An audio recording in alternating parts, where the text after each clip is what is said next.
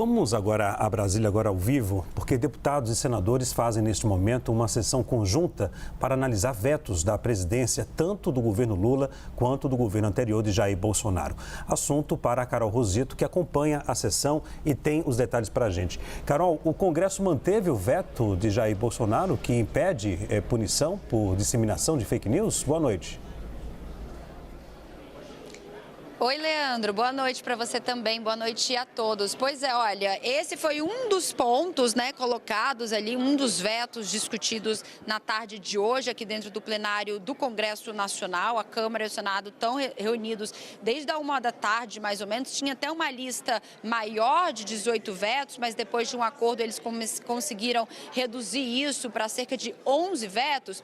E um dos vetos, então, que até o momento eles conseguiram manter, ou pelo menos a oposição conseguiu manter, porque é um veto que trata ainda da gestão do ex-presidente Jair Bolsonaro, é esse especificamente que trata sobre a Lei de Segurança Nacional, Não tipifica a questão de fake news dentro dessa questão da Lei de Segurança Nacional. Acabou sendo uma derrota para o governo, que tentou articular ali esse veto, para que ele fosse derrubado, tentando colocar no meio aquele veto também importante das saidinhas, o veto do presidente Lula, que foi dado para suspender a proibição de visitas do regime temporário, de presos do regime temporário para saírem das cadeias para visitarem familiares. O governo tentou articular esses vetos no mesmo bolo, mas não deu muito certo. Eles estão sendo discutidos de maneira separada, com uma grande expectativa também de acabar sendo derrotado o governo pela oposição em cima do veto, ou seja, a expectativa aqui, conversando com os parlamentares,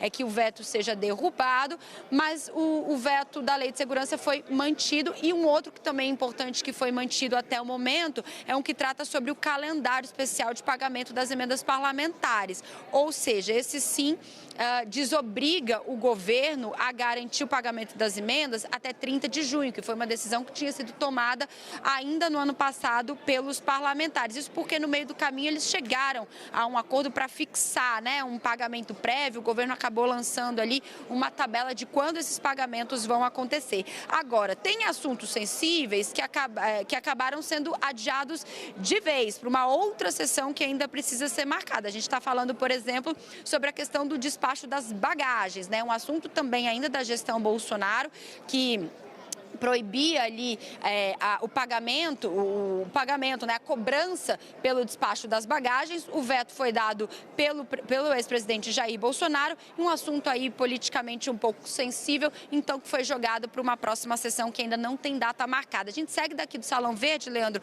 acompanhando a sessão que ainda não acabou, viu? Então daqui a pouquinho a gente vai ter a conclusão dessas votações. Eu volto com você.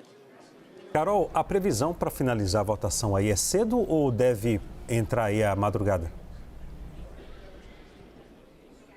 Não, eu acho que não vai entrar à madrugada, porque até existe essa lista que já foi definida, dos 11 vetos que serão analisados, e também porque há uma expectativa daqui a pouco para o início da sessão da Câmara dos Deputados. O presidente Arthur Lira está esperando finalizar a sessão do Congresso, que está sendo presidida pelo presidente Rodrigo Pacheco, para abrir a sessão da Câmara, que tem votação importante também, que é a questão do PL do Mover, que inclui aquela questão da taxação das blusinhas, que está causando muita polêmica também. Eles estão buscando acordo nos bastidores.